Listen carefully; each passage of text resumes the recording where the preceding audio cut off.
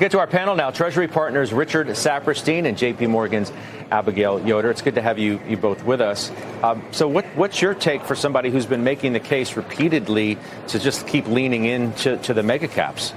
Anything changed? No, we've had three themes for a long time. Number one, look past the fog of the news, whether it's Liberation Day tariffs or the Middle East crisis. Number two, stay fully invested. Don't try to time the market. Number three, overweight large cap tech in spite of the concerns about the large capex deployment. We've held to that conviction. The $800 billion they're spending this year, the $1.1 trillion they're going to spend next year, it's all reinvested for future growth.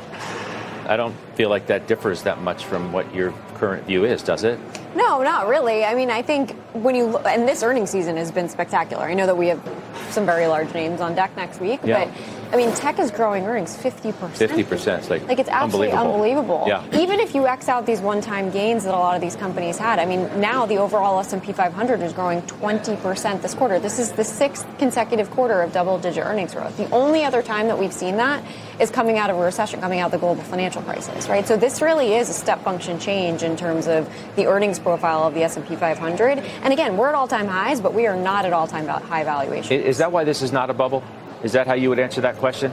I would answer that yes, because you're also starting to really see an ROI on the AI businesses of these companies, right? Like you're starting to see a sequential change. Like backlogs basically doubled for these companies quarter on quarter, sequentially, not year over year, quarter on quarter, right? Like they're closing in on $1 trillion. That's essentially revenue locked in for 2 years, right? So that to me doesn't sound like a bubble. Nor do you? No, I think you have to go and look at a couple of metrics. First of all, they generated $184 billion in operating cash flow this first quarter, and they're redeploying it. Secondly, if you look at the PEG ratios, the PE ratio versus the growth rates, compare large cap tech versus 493. So Walmart, Procter & Gamble, Kimberly-Clark, those PEG ratios are 4 or 5 times. Whereas large cap tech, it's 1.5 times. So even though they've gone up quite a bit, their earnings are growing and the PEG ratios are remaining very, very low. And on a relative basis, those stocks still are attractive. So you think we're getting thrown off a little bit by the tremendous price action we're seeing, and it's causing us to sort of take our eye off the bigger ball and just fall back on the analog to the late 90s? Is that part of what's happening here, you think? Yeah, there's a lot of discourse about the magnitude of large cap tech in the S&P, how large it is. There's talk about the market being at 22 times earnings, 6 times book, 3.5 times sales. I mean, there's a lot of narrative out there, but we're seeing tremendous earnings growth. And this is where you want to have capital if you want to grow your portfolio. When you look at some of the moves that we've seen, though, and we showed Nebius for this program's sake, but you could show any chip stock almost any day, and it's straight up to the right. Mm-hmm. What am I supposed to do? Like, what do you tell clients and people who look at that and say this just doesn't feel like it's sustainable? Well, so when you were having the conversation earlier about particularly the memory space, right? Because that's been the newer kind of group that's been doing really well. And I'd say it's only been going on for like 8-ish months, right? And for the most part, a lot of those companies are still trading at, like, South Korea is a great example of a market that encompasses that, right? It's trading at 7 times, right? Because you've seen earnings revisions north of 100%, right? And Micron is at 8.5 times. Yeah. But the market cap over the last year has literally gone from like 80 billion to 800. Well, the argument is, okay, so memory in particular was like a quarterly pricing, market. It was very cyclical, to your conversation earlier. Now that pricing dynamic has changed materially. These companies are signing 1-year deals in terms of pricing and volume contracts, right? That's a totally different situation that garners a higher multiple, quite frankly. You don't really have any exposure in semis, do you? I have it through ETFs, but look, this is that whole vortex that's being created by hyperscaler, capex, and data center build-out. Every company that supports that build-out has been going higher. And so the parabolic moves at some point will be corrected. But in the long run, the names make sense to own as long as you're seeing the capex continually going into the data centers. Look, the single most important decision this year has been whether or not you believe the capex is going to have a return to the large hyperscalers. And they're obviously doubling down with 1.1 trillion next year. But by the way, that's going to remain the question for the next few years. I mean, it's going to be the question until it isn't.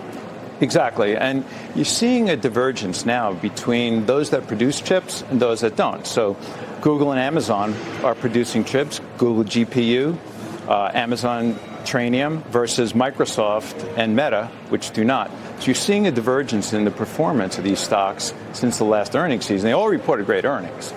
Yeah, everything kind of did. Where else should I even waste my time looking elsewhere?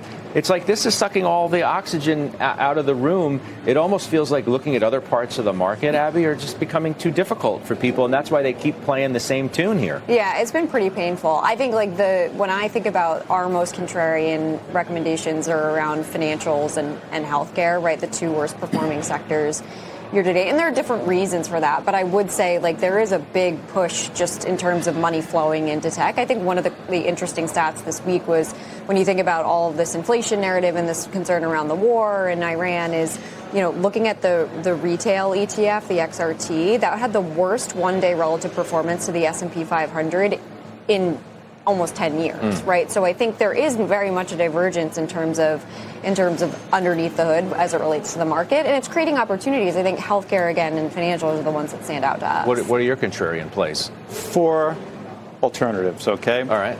Number one, just like she said, is large cap financials. Economy is going to do well, and large cap banks will do well. Number 2, we still have a crisis going on in the Middle East. So oil is protective versus any portfolio or any, ripples that come out of that whole event. Number 3 would be pharmaceuticals, where a company like a Lilly or some other names that are growing 20% a year growers are very important. And finally, municipal bonds. Okay, you still like those. For investors where the return to capital is more important than the return on capital. Right now, it's still 4.5% tax-free. And none of this stuff with inflation bothers you at all, either on the muni side or the financial call side of this? It's a function of the war, okay? And it will likely be transitory. Not all of it. Well, it'll diminish over time. But what's happened in the muni market is yields were 4.5% tax-free when rates were 4.25%, 4.30. Well, rates have gone up to, let's call it 4.50, and the muni rates have gone down, actually. So the ratio between the two has actually changed and gotten lower. So munis are getting more valuable, even in spite of rates going higher slightly. Lastly, what now that we know, Kevin Warsh has been confirmed by the Senate is going to be the next Fed chair, what are your expectations? Do they factor in any way to your outlook for the market? I mean, we don't have a cut in 2026 anymore. We took that out. The market's pricing in, 10 bips? Yeah, you didn't replace it with a hike, did you? No, we did not. We are not there. I don't think it changes the narrative. He's one person on a committee, and, I think they're going to be very much watching what's happening with the labor market, as they have been. And it remains kind of weak at the margin. So I think that's something that they're going to be focused on. All right. Well, we'll watch it. I really enjoyed the conversation. Thank you both. Thank you. Abby and Rich. We'll see you soon.